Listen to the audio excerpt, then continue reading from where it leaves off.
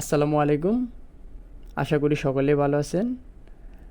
আজকে আমি আপনাদেরকে ভিএলসি সম্পর্কে এ টু জেড ধারণা দেওয়ার চেষ্টা করব এবং ইনশাআল্লাহ নেক্সট ভিডিও থেকে সিমেন্স সিরিজের H7300 যে পিএলসিটা আছে ওটা নিয়ে আলোচনা করব এখন, এবং ওটা নিয়ে প্লেলিস্ট আকারে আমি একটা একটা করে ভিডিও দেওয়ার চেষ্টা করব যে সিমেন্স সিরিজের H7300 ওই পিএলসিটা আমি ওই পিএলসিতে কি কি প্রোগ্রাম থাকে বা কিভাবে প্রোগ্রাম আপনারা তৈরি করবেন, এ টু জেড খুঁটিনাটি একেবারে সকল কিছু আমি তুলে ধরার চেষ্টা করব। তো আমরা আজকে জানব পিএলসি কি, পিএলসি কেন ব্যবহার করা হয়, কেন মাইক্রো কন্ট্রোলারের অপেক্ষায় পিএলসি বেশি ব্যবহার হয়, পিএলসি কোথায় ব্যবহার হয়, পিএলসি জনপ্রিয় ব্র্যান্ডগুলো কী কী আমরা তা জানবো, পিএলসি কীভাবে কাজ করে আমরা তাও জানতে পারবো আজকের ভিডিওর মাধ্যমে। পিএলসির ইনপুট কত প্রকার এবং আউটপুট কত প্রকার হয়ে থাকে, পিএলসিতে কত ধরনের টাইমার থাকে আমরা তা জানবো আজকে। পিএলসি ল্যাডার ডায়াগ্রাম কীভাবে করা হয় সে বিষয় সম্পর্কে আমি আজকে খুঁটিনাটি আলোচনা করার চেষ্টা করব ইনশাল্লাহ। পরবর্তী ভিডিও থেকে আমি স্টেপ বাই স্টেপ সকল কিছু দেখানোর চেষ্টা করব। তো চলুন শুরু করা যাক।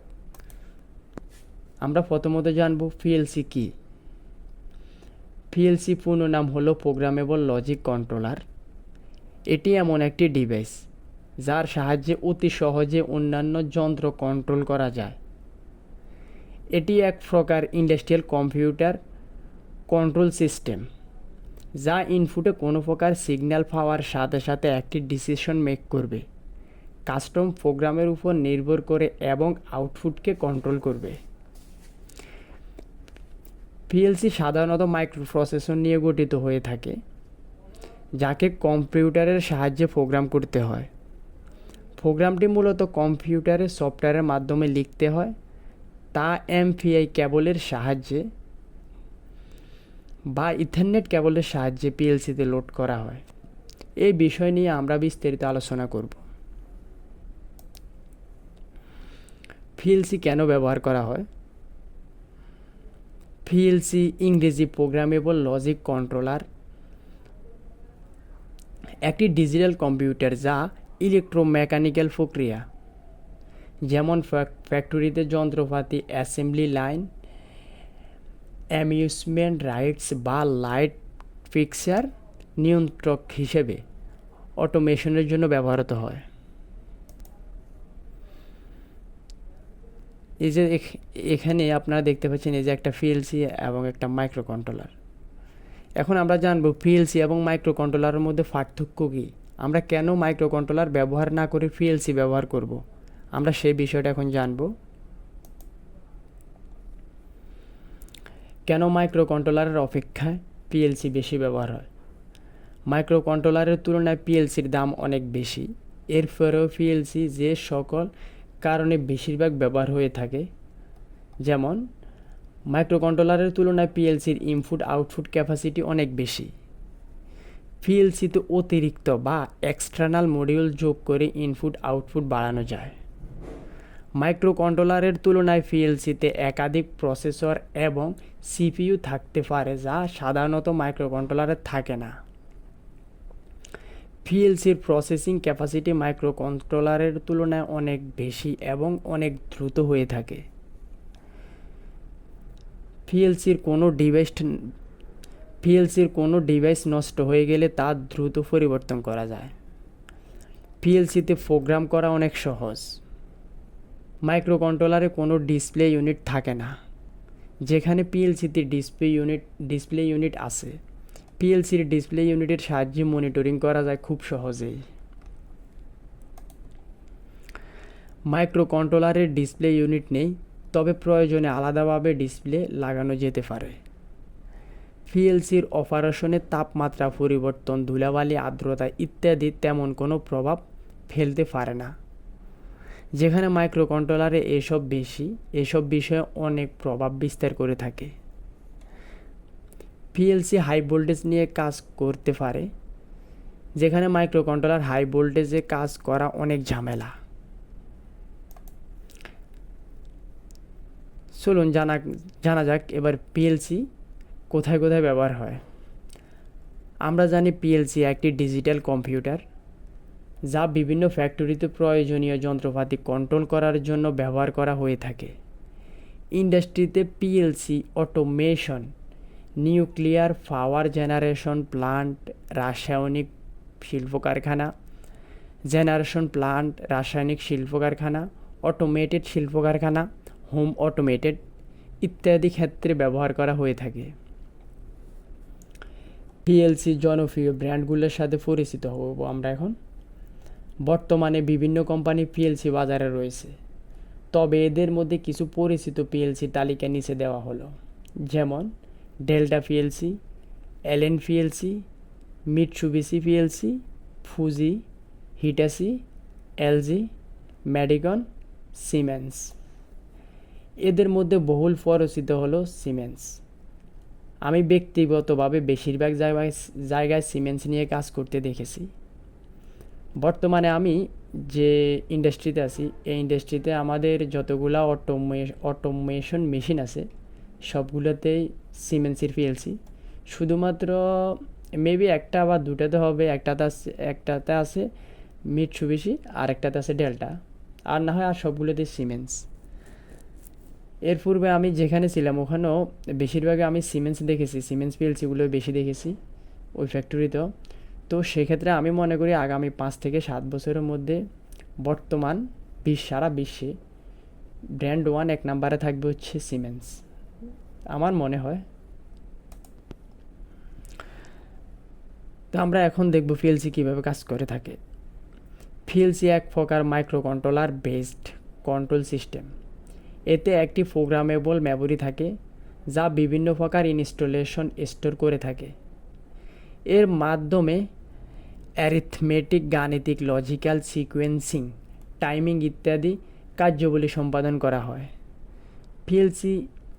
পিএলসি কাজ নির্ভর করে প্রধান ধাপ, যে ইনপুট সিগন্যাল দেওয়া হবে তা ল্যাডার ডায়াগ্রামের মাধ্যমে প্রসেসিং হয়ে দ্বিতীয় ধাপে কাঙ্ক্ষিত আউটপুট সিগন্যাল পাওয়া যাবে। এর সাহায্যে অন্যান্য ডিভাইস সহজে কন্ট্রোল করা যায়।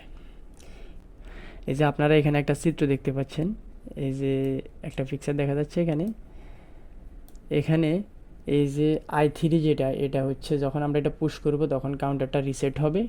আর যে i1 এটা একটা ইনপুট, i3, i1, i2 এই তিনটে হচ্ছে ইনপুট।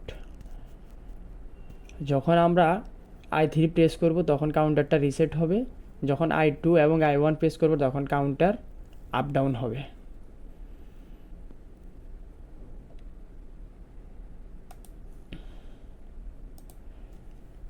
এখন আমরা পিএলসির ইনপুট এবং আউটপুট সম্পর্কে আলোচনা করব। পিএলসির ইনপুট কত প্রকার ও কী কী? সাধারণত পিএলসিতে ইনপুট দুই ধরনের হয়ে থাকে। এক নম্বর হচ্ছে ডিজিটাল ইনপুট, 2 নম্বর হচ্ছে অ্যানালগ ইনপুট। আবার ডিজিটাল ইনপুট দুই ধরনের হয়ে থাকে,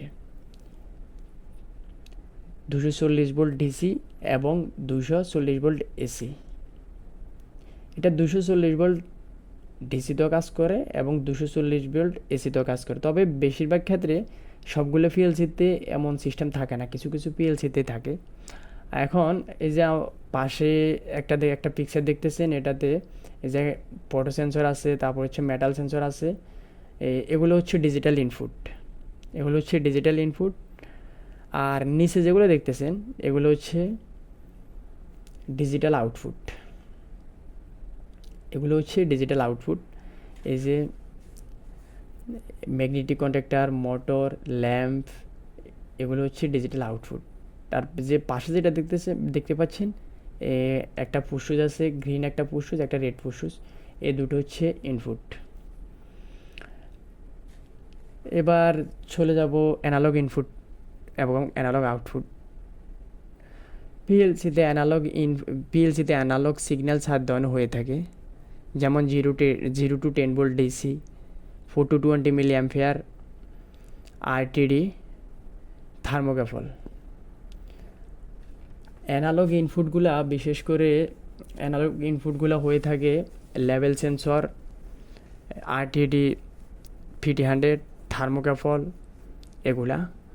তো আমরা এখন দেখব পিএলসিতে কয় ধরনের টাইমার থাকে এবং এদের প্রকারভেদগুলো আমরা জানব। পিএলসিতে সাধারণত 2 ধরনের টাইমার রয়েছে। 1 নম্বর হচ্ছে সাধারণ টাইমার, 2 নম্বর হচ্ছে রিটেন ভিউ টাইমার। টাইমারগুলোর সময় বিলম্ব ভিন্ন ধরনের হতে পারে, যেমন 1 মিলি সেকেন্ড, 10 মিলি সেকেন্ড, 100 মিলি সেকেন্ড ইত্যাদি।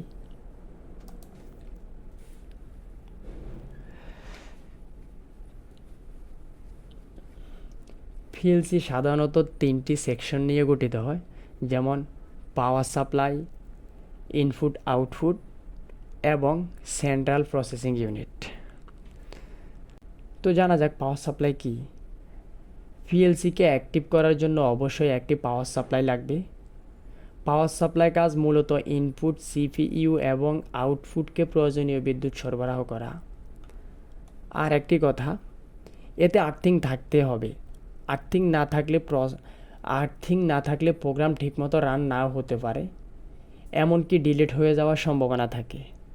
বিভিন্ন পিএলসির ক্ষেত্রে প্রয়োজনীয় পাওয়ার কম বেশি হতে পারে, যেমন অনেক পিএলসিতে আছে যাদের অপারেটর করতে 115 ভোল্ট থেকে 240 ভোল্ট এসিডিসি প্রয়োজন হয়। আবার অনেক পিএলসিতে শুধু ডিসি 24 ভোল্ট অপারেট করা যায়। এবার জানা যাক ইনপুট কী। ইনপুট বিভিন্ন প্রকার ইনফরমেশন প্রদান করে থাকে। ইনপুট ডিভাইসে প্রাপ্ত তথ্যকে ল্যাডার ডায়াগ্রাম অনুযায়ী আউটপুট ডিভাইসে বিভিন্ন অংশে পাঠানো হয়। ইনপুট সাধারণত বিভিন্ন প্রকার সুইচ, যেমন সেন্সর, তাপমাত্রা ইনফরমেশন, ভেরিয়েবল, ভোল্টেজ ইত্যাদি ইনফরমেশন সেন্ট্রাল প্রসেসিং ইউনিটে পাঠায়। এখন আমরা জানব আউটপুট সম্পর্কে। সেন্ট্রাল প্রসেসিং থেকে আগত তথ্যকে রিলে সুইচের মাধ্যমে মেশিনে পাঠানো হয়ে থাকে এবং মেশিন সেই অনুযায়ী কাজ করে। মেশিনে সেন্সর সহ অন্যান্য ডিভাইসের মাধ্যমে পুনরায় ইনপুট তথ্য প্রদান করে থাকে এবং এইভাবে চক্রক্রিয়া সমন্বয়ভাবে চলতে থাকে। এখন আমরা জানব সেন্ট্রাল প্রসেসিং ইউনিট সম্পর্কে। ইনপুট হতে আগত তথ্যকে ল্যাডার ডায়াগ্রাম অনুযায়ী আউটপুট ডিভাইসে বিভিন্ন অংশে পাঠানো হয়ে থাকে।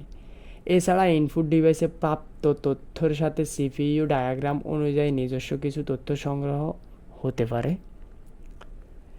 এখন আমরা জানব ল্যাডার ডায়াগ্রাম কী। ল্যাডার ডায়াগ্রাম কী তা আমরা এখন জানব। 5 ধরনের প্রোগ্রামিং ল্যাঙ্গুয়েজের মাধ্যমে পিএলসি প্রোগ্রাম লেখা যায়। ল্যাডার ডায়াগ্রাম সবচেয়ে বেশি জনপ্রিয় প্রোগ্রামিং ল্যাঙ্গুয়েজ, কারণ ইলেকট্রিক্যাল ইঞ্জিনিয়ার হিসেবে আমরা রিলে এবং সুইচ সমন্বয়িত ইলেকট্রিক্যাল সার্কিটের ডায়াগ্রাম খুব ভালোভাবে বুঝতে পারি। পিএলসি প্রোগ্রামিং সফটওয়্যার সম্পর্কে এখন আমরা আলোচনা করব। প্রথমে আপনাকে নিশ্চিত হতে হবে যে আপনি কোন ব্র্যান্ডের পিএলসি ব্যবহার করবেন। একটা ব্র্যান্ডের জন্য পিএলসির জন্য আলাদা আলাদা সফটওয়্যার ব্যবহার করা হয়। এরপরে সেই ব্র্যান্ড অনুযায়ী পিএলসি সফটওয়্যার পিসিতে ইনস্টল করতে হবে। ইনশাল্লাহ আমি আপনাদেরকে সিমেটিক ম্যানেজার 87300-এর যে সফটওয়্যারটা আছে ওটা কীভাবে ডাউনলোড করবেন, কীভাবে ইনস্টল করবেন, আমি বিস্তারিত সকল কিছু দিয়ে দেব এবং ডাউনলোড করার পর স্টেপ বাই স্টেপ কীভাবে কাজ করবেন আমি তাও দেখানোর চেষ্টা করব নেক্সট ভিডিওতে। এখন আমরা পিএলসির সিপিইউ সম্পর্কে জানব। পিএলসি সিপিইউতে আপনি চাইলে এক্সটার্নাল ইনপুট আউটপুট বাড়িয়ে নিতে পারেন। ধরেন আপনি 36টি ইনপুট এবং 24টি আউটপুট ব্যবহার করতে পারছেন, কিন্তু আপনার ইনপুট এবং আউটপুট আরও বেশি লাগবে। সেক্ষেত্রে এক্সটার্নাল মডিউল যোগ করতে পারবেন। এটা খুব সহজ, কিন্তু সব পিএলসির ক্ষেত্রে আপনি ইচ্ছা করলে ইনপুট আউটপুট এক্সটেনশন করতে পারবেন না। একমাত্র মডুলার পিএলসিতে এক্সটেনশন সম্ভব, অর্থাৎ একটি কম্প্যাক্ট পিএলসি এবং অপরটি মডুলার পিএলসি। কমিউনিকেশন কেবল। আপনারা বিশেষ করে পিএলসি যখন আমরা পিসি থেকে পিসিতে সফটওয়্যারের সাহায্যে প্রোগ্রাম করি, এই প্রোগ্রামটাকে যখন আমরা পিএলসিতে প্র্যাকটিক্যালিভাবে পিএলসিতে আমরা এটা ডাউনলোড করব, তখন অবশ্যই আমাদেরকে এই যে কমিউনিকেশন কেবলটা লাগবে, আমাদের মাস্ট বি এটা লাগবে। এটা ছাড়া আপনি পিএলসিতে প্রোগ্রাম ডাউনলোড দিতে পারবেন না, সেক্ষেত্রে আপনার এই কেবলটা অবশ্যই লাগবেই। তো কেবল কমিউনিকেশন কেবল কি আমরা তা এখন জানবো। পিএলসির জন্য ভালো মানের কেবল এবং কনভার্টার ব্যবহার করা উত্তম, কারণ বাজারে বিভিন্ন কেবল পাওয়া যায় যা ঠিকমতো কাজ করে না। এই কারণে কমিউনিকেশন কেবল পিএলসি যে কোম্পানি সেই কোম্পানির থেকে নেওয়া উচিত, যদিও কেবলের দাম অনেক বেশি হয়ে থাকে। এখন আমরা জানবো পিএলসিতে কত ধরনের প্রোগ্রামিং করা যায়। পিএলসিতে সাধারণত 5ভাবে প্রোগ্রাম করা যায়, যেমন ladder diagram, functional block diagram, instruction list program, structural text program, sequential function chart program. আপনি এই 5ভাবে পিএলসিতে প্রোগ্রাম করতে পারবেন, কিন্তু বিশেষ করে বেশিরভাগই ল্যাডার ডায়াগ্রামটাই করা হয়, কারণ ল্যাডার ডায়াগ্রামটা করা অনেক সহজ। আর আমি বিশেষ করে বেশিরভাগই আমি ল্যাডার ডায়াগ্রামে দেখছি, অন্য কোনো যে অন্যভাবে প্রোগ্রাম করতে তেমন দেখি নাই। বিশেষ করে আমি নিজেও ল্যাডার ডায়াগ্রামে প্রোগ্রাম করে থাকি। তো এই ছিল পিএলসি নিয়ে টোটাল A to Z সকল কিছু আমি বিস্তারিত বোঝানোর চেষ্টা করেছি। ইনশাল্লাহ আমি পরবর্তী ভিডিওগুলোতে আমি প্লেলিস্ট আকারে ভিডিওগুলো দিয়ে দিব, এবং প্রতিটা ভিডিওর মাধ্যমে আমি একেবারে স্টেপ বাই স্টেপ খুঁটিনাটি আপনাদেরকে সুন্দরভাবে বুঝিয়ে দেওয়ার চেষ্টা করব। যদি আমার কথা বলার ধরন বা আমার বোঝানোর ক্ষেত্রে যদি কোনো ভুল ত্রুটি পেয়ে থাকেন, তাহলে অবশ্যই ক্ষমার দৃষ্টিতে দেখবেন, এবং আমার কোনো ভুল ত্রুটি থাকলে তা অবশ্যই কমেন্ট বক্সে কমেন্ট করে জানাবেন। ইনশাল্লাহ আমি শুধরে নেওয়ার ট্রাই করব। তো আশা করি সকলে ভালো থাকবেন। ইনশাল্লাহ দেখা হবে নেক্সট ভিডিওতে।